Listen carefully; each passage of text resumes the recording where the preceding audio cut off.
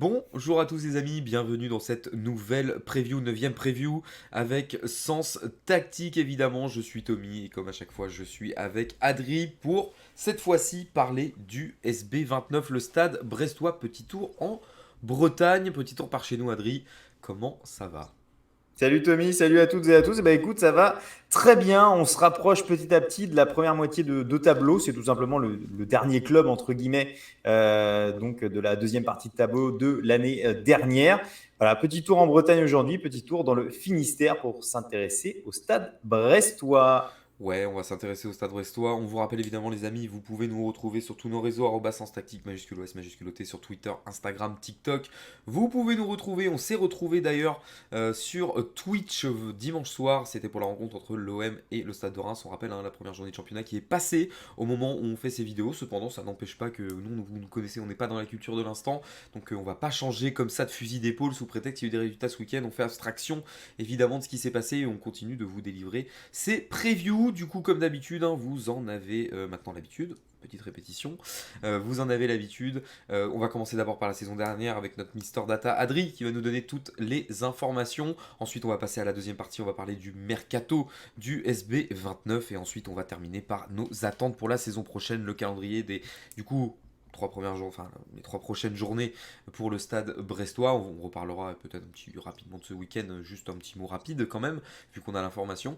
Et évidemment, on donnera notre classement espéré pour le stade brestois, ou du moins anticipé pour la fin de saison. Et comme vous le savez, évidemment, pas de boule de cristal chez Sens Tactique.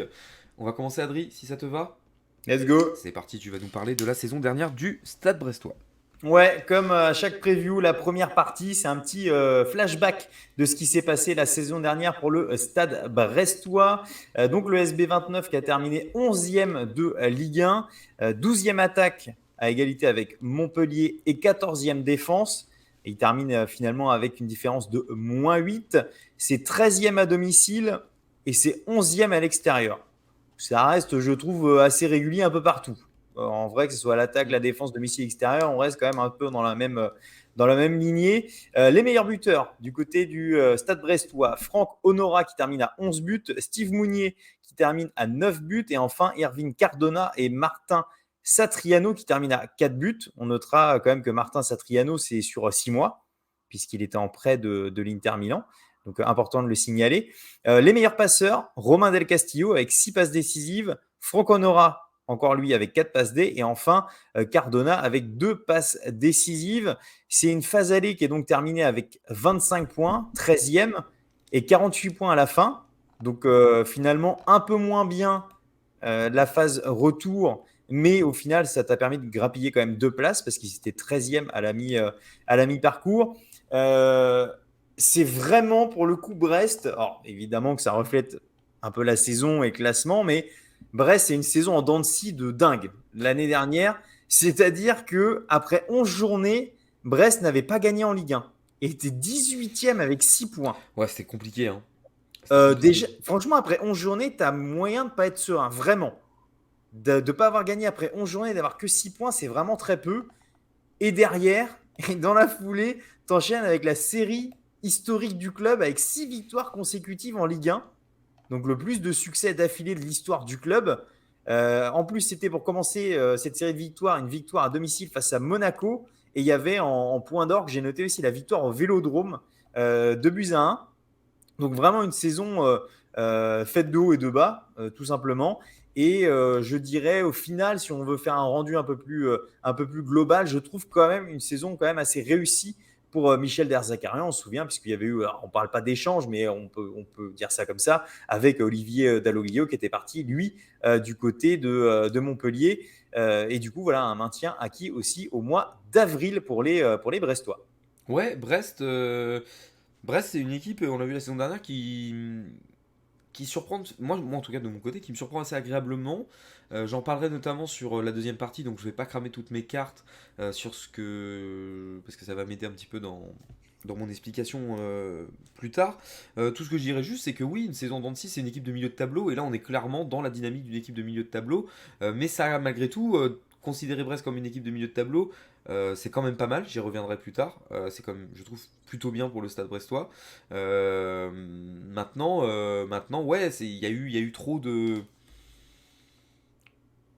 d'inconstance, trop d'inconsistance du côté de cette équipe brestoise la saison dernière.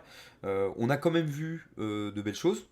On a vu des beaux Mhm. buts, etc. C'était quand même plutôt pas mal. Il y a eu du jeu, notamment. C'était quoi déjà le classement à domicile? Le classement 13e. 13e 13e à domicile. à Francis Et Leblay. 11e à l'extérieur, c'est ça? Exactement. Exactement. Et du coup, ouais, non, non, on est vraiment dans une équipe qui a fait sa saison, mais comme tu l'as dit, je crois que ce qui est quand même vachement important et ce qui est très positif, c'est d'avoir obtenu le maintien pas trop tard dans la saison. Enfin, t'as pas tremblé au bout, quoi. Tu vois ce que je veux dire? Tu Clairement. t'es quand même offert une fin de saison où Brest a pu faire deux trois matchs un petit peu plus, voilà, un petit peu plus à la cool, etc. Donc, non, non, non, une saison moyenne pour une équipe de milieu de tableau, quoi. Ouais. Tout bêtement, en Et fait. Il n'y a pas grand chose à dire non plus, quoi, sur cette saison brestoise, au final, sur le global et le résultat au classement, pur, je veux dire. ouais, et puis je trouve qu'il laisse des espoirs. Sur les espoirs, on va en parler évidemment sur la projection de la saison prochaine, ça sera en troisième partie. Mais voilà, ça laisse des espoirs. Si tu négocies un peu mieux ton début de championnat, bah, tu peux grappiller des points et donc forcément tu peux grappiller des places au classement. On a vu aussi, tu parlais de spectacle, alors j'ai plus l'équipe en face, mais il y a le but absolument extraordinaire de Franck Honora là, qui est terminé dans les plus beaux buts de la saison. Oh C'est oui. une espèce de demi-volée là, Bah, extraordinaire c'est pas qui est Bordeaux? absolument exceptionnel. Donc, hein. C'est pas Bordeaux qui prend celui-là? Je sais pas, je pourrais pas te dire, j'ai aucune certitude sur À l'adversaire. vérifier. Mais voilà, on a vraiment vu des belles choses. Donc ouais, Michel Dezacarian confirme aussi qu'il est un très bon coach. Alors peut-être pas toujours le plus spectaculaire ou peut-être pas le plus communicatif, positivement parlant, je veux dire, avec des sourires et tout ça, mais c'est un coach qui fait Chaleureux. du, voilà, chaleureux exactement. Mais c'est un coach qui fait du bon boulot et qui, voilà, s'il arrive vraiment à maintenir cette équipe de Brest à ce niveau-là, il y a des choses très intéressantes. Et en plus de ça, s'il peut, à droite à gauche, essayer de ramener deux, trois bons coups, ça pourrait être que positif pour la saison du Stade Brestois. Exactement, exactement.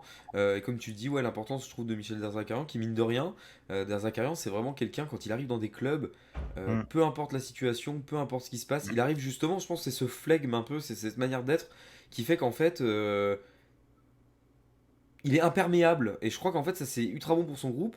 Et sans dire qu'il est capable de t'emmener faire des folies, c'est un mec pour un club comme Brest, par exemple, je le trouve parfait. Parce que quand t'as un besoin de résultat, de pragmatisme et un peu de calme dans le travail. Alors attention, hein, Derzakarian, quand il décide par contre d'ouvrir les vannes, il y va, hein. Quand il est pas content, Derzakarian, il le Ça, fait savoir. C'est un c'est ça. caractère. Mais à côté de ça, il apporte quelque chose. Non, non, non, franchement, je suis d'accord sur le fait que Derzakarian apporte. Du coup, Adri, on va peut-être passer à la partie suivante. On va passer au mercato. Let's go, il y a des choses à dire. C'est parti. Oh, il y a des choses à dire. On va passer au mercato du Stade Brestois 2022-2023. C'est parti. Vous avez fait plus de courses que d'habitude ou pas? J'en sais rien, j'ai pris n'importe quoi. Le mercato du Stade Brestois. Adri, notre Mister Data, tu vas nous faire un point comme d'habitude sur l'effectif du club et le mercato. Et on va avoir évidemment l'occasion d'en parler ensuite. Ouais, deuxième partie, un petit tour d'effectifs et également un petit tour sur les arrivées et les départs du côté de Brest. La source, c'est Transfer Market.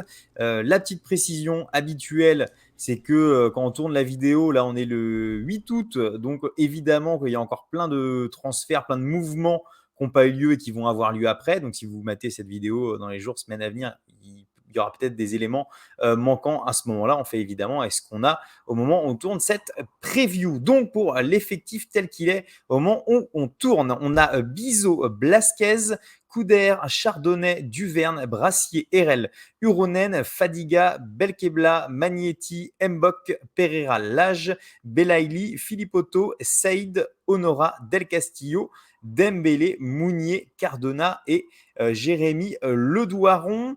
Du côté des arrivées, on a Ashraf Dari, défenseur central qui arrive du Vidad pour 2,7 millions. On a un joueur qu'on connaît bien en Ligue 1, Pierre Lesmelou, qui arrive lui de Norwich pour 2,3 millions. On a Noah Fadiga qui arrive, lui, qui est arrière droit pour 350 000 euros. On a Pereira Lage qui arrive libre d'Angers. Karamoko Dembélé, libre du Celtic, qui arrive également. On a les prêts de Blasquez et qui arrive lui de Talares, qui est gardien. Et enfin, on a le retour de prêt donc de Romain Philippotto. Et du côté des départs, on a Denis Bain qui part du côté d'Auxerre. Furlan qui continue à ramener tous les mecs qu'il avait du côté de Brest. On a Paul Lannes qui part du côté du PFC, Cibois qui va à Rodez, Fossurier qui va à Sochaux, Sceaux qui va à Pau. On a le prêt du régional de l'étape, j'ai noté ça comme ça, Gauthier Larsenaire qui va à Valenciennes. C'est pas rien ce prêt, mine de rien. Je pense que du côté de Brest, c'est une vraie page qui se tourne, mine de rien. Et enfin, on a les fins de prêt de Satriano, Agoumé et Pierre Gabriel. Voilà un peu pour tous les mouvements et l'effectif du Stade brestois. Ouais, un mercato que je trouve assez intéressant en fait. Il y a des choses que je trouve vraiment, vraiment pas mal. Par exemple, Pierre Lesmelou, pour moi, c'est un très bon coup. Je suis d'accord. C'est un truc excellent. D'autant plus que, comme tu le dis, on prend nos sources chez Transfer Market. Alors, je sais qu'il y en a des fois qui trouvent que Transfer Market, voilà, bon, sur certains prix de transfert et. Enfin, valeur marchande ne met pas tout le monde d'accord. Maintenant, moi, ce que je vois, c'est que. Et pourtant, c'est le seul, notamment dans toute la liste que j'ai là, qui est dans ce cas-là. Il est considéré à une valeur marchande de 5 millions d'euros. Il a été acheté 2,3. Ouais. 2,3. Donc là déjà tu as un bon coup financier, si c'est le cas en tout cas basé sur les informations que nous on a, mais c'est surtout un très bon coup sportif. Pierre Lesmelou c'est un mec en plus là qui va arriver de l'Angleterre etc. dans une haute intensité, donc quelque chose de différent, il va vraiment t'apporter et puis voilà, hein, c'est un garçon qui a de l'expérience, 29 ans, non c'est vraiment, vraiment très intéressant. Pereira Lage, pareil, en plus c'est libre, ça vient d'Angers, c'est plutôt une bonne idée. Après dans les départs, ouais, comme tu dis, il y a un peu une page qui se tourne quand même hein, du côté de Brest. Hein, quand tu vois Fossurier qui part, en plus le pire c'est que Fossurier ça part à Lyon. Larseneur, bon, qui est prêté, mais Larseneur 25 ans. Larseneur qui pourtant à un moment donné il y avait une grosse hype. Hein. Il y avait une très grosse hype. Mais ça fait un moment qu'il est retombé, ouais, malheureusement. Et malheureusement, elle est retournée. Satriano, on en parlait toi, en plus, toi et moi juste avant, le retour du côté de l'Inter. Hein, il faut se rappeler quand même que c'était un plutôt, comment dire, plutôt bonne arrivée, hein, comme tu l'as dit en plus, hein, lui qui a fait 6 mois. Très positif, très positif. Satriano, il a marqué des beaux buts et en si peu de temps, franchement, je l'ai trouvé très intéressant. Ouais, exactement. Pierre Gabriel, lui, qui est en retour de prêt du côté de Mainz, etc. Notre ami Denis Bain, évidemment, qui va du côté de la Auxerre. Moi, je le trouve intéressant. Le départ de Paul Lannes aussi. Bien sûr, ouais, du côté du PFC. J'avais oublié. Mais ouais, une page qui se tourne, comme tu le dis très justement. Mais là, pour le coup, je trouve le mercato plutôt intéressant. Je trouve la compensation assez intéressant. En plus, tu as réussi à compenser parce que, mine de rien, ne serait-ce que dans les buts, tu as le départ de Cibois et le départ de Larseneur. Donc ça fait quand même 2 gardiens qui partent. Au final, tu récupères Blasquez là, en prêt. Ouais, voilà, tu as dégraissé un petit peu au niveau des gardiens parce que c'est vrai que tu en avais quand même pas mal du côté de Brest.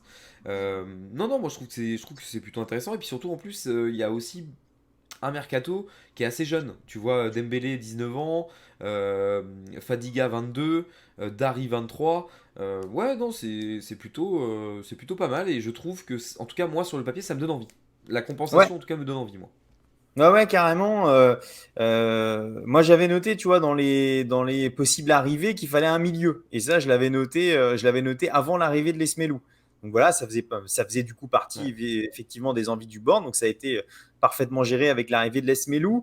J'ai noté peut-être doubler les postes sur les côtés parce que tu as Uronen à gauche et Fadiga à droite. Et je suis pas certain, je me trompe peut-être.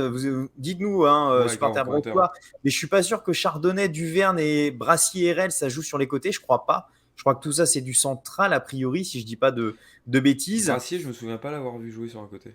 Ouais, donc RL, c'est sûr, c'est un central. Chardonnay, c'est un central. Il y a peut-être Duverne, mais je crois que c'est un central aussi qui peut peut-être dépanner sur le côté. Mais voilà, peut-être essayer de voir pour doubler les postes. Et devant, j'avais noté, et ça c'est pareil, ça fait plaisir aussi.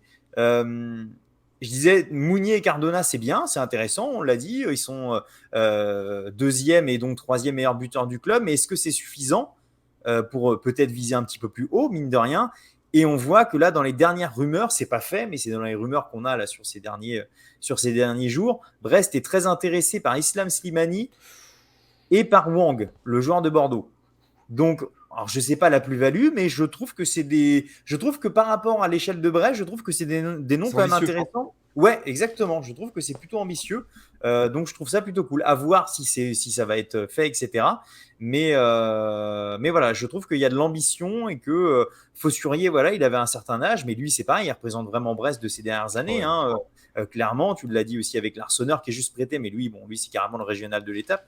Mais voilà, donc du coup, non, je trouve ça plutôt intéressant ce qui a été fait du côté de Brest, mais j'imagine qu'il va y avoir peut-être encore un ou deux mouvements, Oui, oui, oui. Puis de toute façon, comme on l'a dit à chaque preview, le mercato est encore long.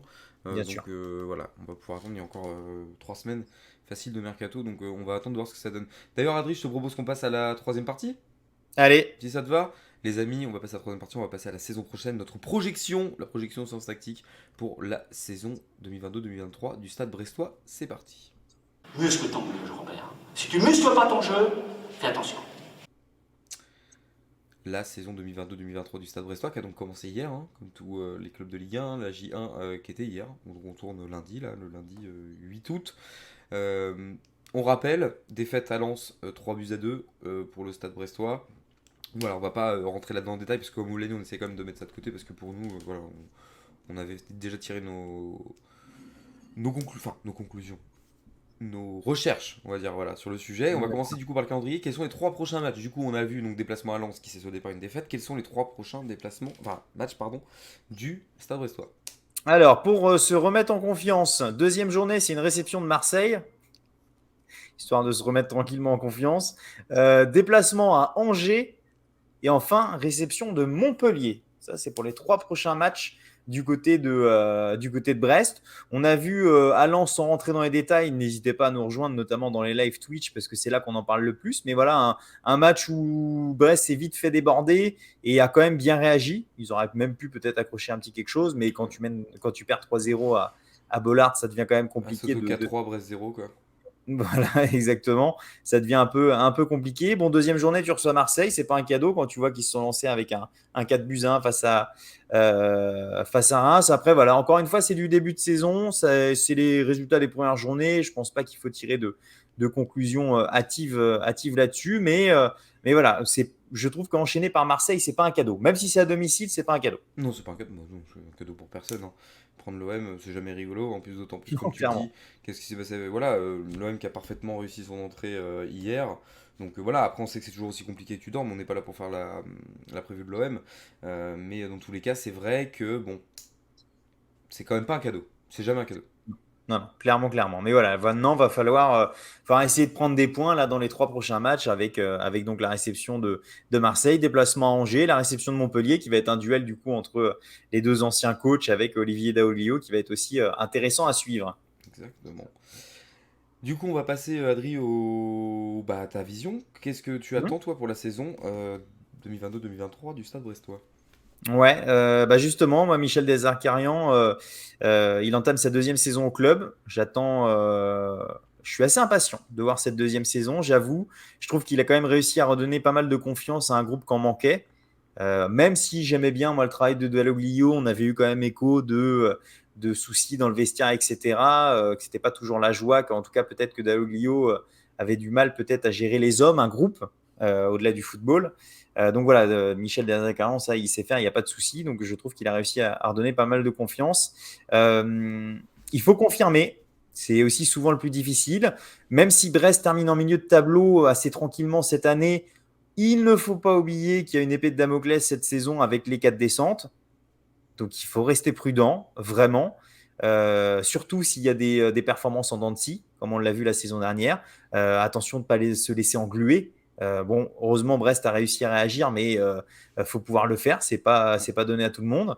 Donc voilà, donc je suis plutôt confiant. J'ai hâte de voir cette saison parce qu'il y a des arrivées intéressantes. On va en parler dans le prono et dans les joueurs à suivre. Il y a des arrivées intéressantes. Il y a du potentiel. Il y a un bon coach. Il y a un projet de stade. Enfin, il y a un projet global que je trouve intéressant.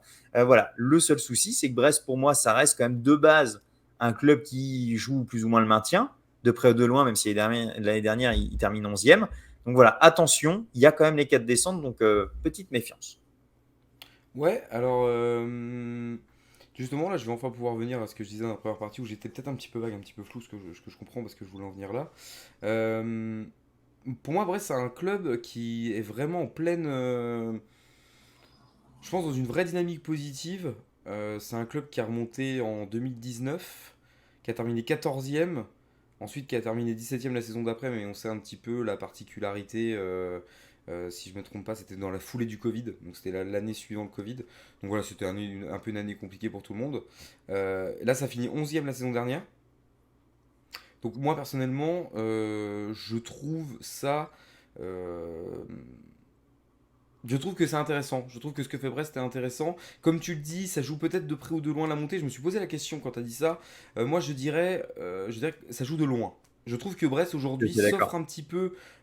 Si on doit vous offrir, amis brestois, le mérite du travail bien fait quand même, même si encore une fois, comme l'a dit très justement Adri, il y a 4 descentes cette année, que Brest ça reste quand même toujours sur des œufs. Je trouve, ne serait-ce que par la stature du mercato, contrairement à des équipes qu'on a pu voir peut-être avant et pour qui on est peut-être parfois un peu plus inquiet, je trouve que le mercato brestois déjà un est cohérent et deux est qualitatif. Du moins sur le papier, moi il me donne envie. Vraiment il me donne envie. Et surtout, au-delà, peut-être pas donner forcément un amour fou de regarder Brest, même si vous savez qu'on regarde toute la Ligue 1, évidemment. Euh, mais au moins juste le plaisir pour les Brestois, les supporters brestois, de se dire on est dans la continuité, parce que ça c'est quelque chose d'agréable quand même. Tu sais, quand tu Hmm. t'investis dans un club, etc., et que la continuité elle est là, et que tu vois un petit peu parfois le fruit de ton travail, c'est quand même plutôt pas mal. Maintenant, encore une fois, c'est vrai que ça peut être une saison dangereuse pour Brest, mais je crois que au même titre que Angers a pu le faire, ou parce que ça commence à se bien, enfin, disons que ça commence à se définir pour Angers, euh, Brest s'installe. Et il ferait bon ton cette année avec 4 descentes d'être dans la continuité de ça et pas nous faire un truc inattendu, quoi. Au mauvais sens du terme. Clairement. Et restez avec nous à la fin de la preview pour avoir nos pronos sur le classement. Exactement. Du coup, le joueur à suivre, Adri. Ouais, moi, c'est Karamoko Dembélé. Il n'a que 19 ans, mais si vous suivez le foot, vous le connaissez déjà. Il avait fait ses débuts très très jeune au Celtic Glasgow en Écosse. Il avait à l'époque 16 ans. C'est sa première expérience ailleurs. Donc c'est un joueur évidemment que je vais suivre attentivement. C'est, je trouve, un risque vraiment parce que j'ai une vraie méfiance avec ce genre de profil qui commence trop jeune. Hashtag Freddy Adou. Parle pas d'âge, moi. Voilà, exactement. Mais voilà, Freddy Adou, Ouais. voilà, il y a eu aussi des ratés. Donc voilà, évidemment, je l'attends avec beaucoup d'impatience. Faut pas le cramer parce qu'encore une fois, il a que 19 ans, mais il a l'habitude aussi d'avoir commencé très jeune. Après, c'est l'Écosse. Après, c'était quand même le Celtic, mais Ah, le Celtic, hein. le championnat écossais. Donc voilà, j'attends beaucoup de ce jeune. J'espère le voir grappiller des minutes. Je ne l'attends pas comme le sauveur ou même le fer de lance de l'attaque brestoise, mais j'aimerais bien le voir un petit peu et pourquoi pas nous offrir quelques éclairs de génie. Ouais, ok. Bah écoute, moi ça va être Pierre Lesmelou, tout Mhm. simplement. Retour en France. Euh, encore une fois, je pense que dans ce milieu brestois, il a moyen vraiment de venir apporter une certaine qualité. Puis surtout comment dire, une expérience, mais j'ai envie de dire une expérience fraîche, parce que 29 ans, t'es encore en sortie de prime, etc. Tu vois, tu sors d'une expérience anglaise, tout ça. Tu peux vraiment devenir un leader dans cette équipe, je pense. Tu vois, alors évidemment, hein, Pierre Lesmelou, c'est pas Zizou, hein. Mais Pierre Lesmelou, Robert, c'est pas Zizou. David, c'est pas Zizou. J'étais sûr que Pierre, ça allait, c'est pas Zizou. j'étais sûr que Mais en ça allait vrai, le rappeler. j'étais obligé, parce que je me suis pas rendu compte, mais j'avais fait l'accent. Et du coup, ouais, non, Pierre Lesmelou, intéressant, ça joue à Nice il y a pas encore très longtemps de ça. Quand même, Nice aujourd'hui, quand tu vois les ambitions que ça a, etc. Non, non, je crois que vraiment, Pierre Lesmelou, c'est le garçon que j'ai envie de suivre à Brest. Tu l'aurais mis ailleurs, je sais pas si j'aurais spécialement eu envie de suivre Pierre Lesmelou, mais là, à Brest, je pense qu'il a vraiment moyen d'apporter quelque chose et ça m'intéresse.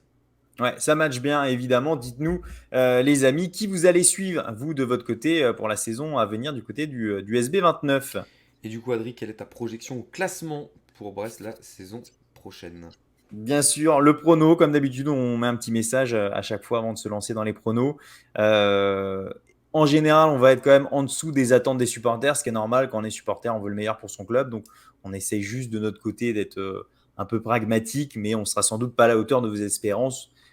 Évidemment, voilà, mais on vous souhaite à tous les clubs que du bien. Moi, pour le Stade Brestois, pour le coup, je les vois 10e. C'est ma petite, c'est bon, même si c'est qu'une place de plus, c'est un peu ma petite surprise de l'année, entre Ah guillemets. oui, tu fais des folies, toi. Hein. Parce que, bah, ouais, mais C'est ça pas reste, mettre sur la tête avec toi. Hein. On s'amuse. Hein.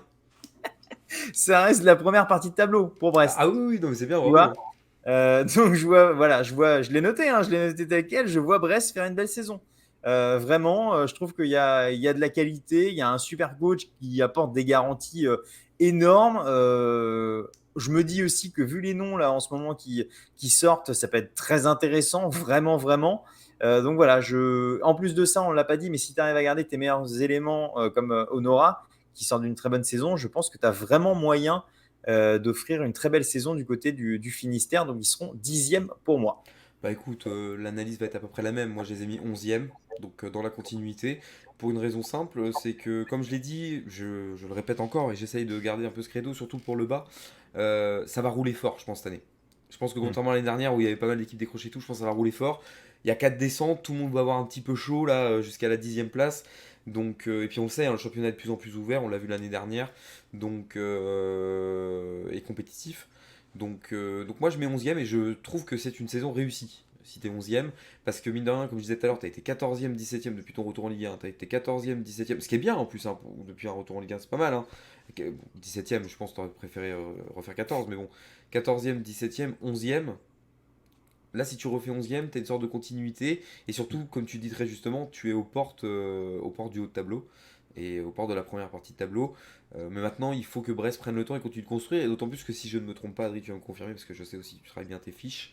En plus, il y a des histoires de potentielle rénovation du stade, je crois, à Brest. Ah bah oui, oui, c'est fait, hein, c'est C'est fait. fait, Hein. ouais. Enfin, ça a commencé. Je crois que la tribune, si je dis pas de bêtises, la tribune derrière le but là, a été détruite. J'ai pas le nom, excusez-moi, les amis. Ouais, désolé, Les mon amis pote. de Rostov, mais la tribune a été détruite. Donc ouais, ouais, et le projet du nouveau stade qui va être intéressant à suivre parce que ça va être sans doute l'un des seuls stades qui va être du coup construit et qui n'aura pas d'augmentation de capacité. Donc ça va être très Ouais, intéressant aussi de c'est voir purement ça. esthétique, quoi. Exactement, et voilà, d'offrir du coup les possibilités qu'offre un nouveau stade, mais sans augmentation de capacité. Et, enfin, précurseur de ce côté-là, du côté de Brest. Ouais, exactement. Du coup, bah, ça va être tout pour nous, Adri, pour Ouais, aujourd'hui. on a fait un bon tour. C'est sympa, hein, c'était bien, hein, toujours plaisir de revenir en Bretagne, évidemment. Du coup, les amis, merci beaucoup de nous avoir suivis. Évidemment, on vous rappelle que vous pouvez nous retrouver sur tous nos réseaux, sens tactique majuscule OS majuscule au T, sur Twitter, Instagram et TikTok. Retrouvez-nous aussi sur le Discord, où vous pouvez retrouver le lien sur les réseaux précédemment mentionnés. Vous pouvez aussi nous retrouver sur Twitch. On sera là. Alors, on va vous redire hein, le planning dans la semaine. On vous tiendra au courant. Puis regardez la preview de demain. On vous en dira plus ou suivez-nous sur les réseaux. Mais quoi qu'il arrive, vous savez déjà que vous pouvez nous retrouver dimanche soir. Ça, déjà, c'est une certitude. C'est la grand-messe du dimanche soir. Vous nous retrouvez là-bas. Certainement, le vendredi va pas tarder à revenir aussi. Enfin voilà. On vous tient au courant de toute façon. On est en reprise aussi de notre côté.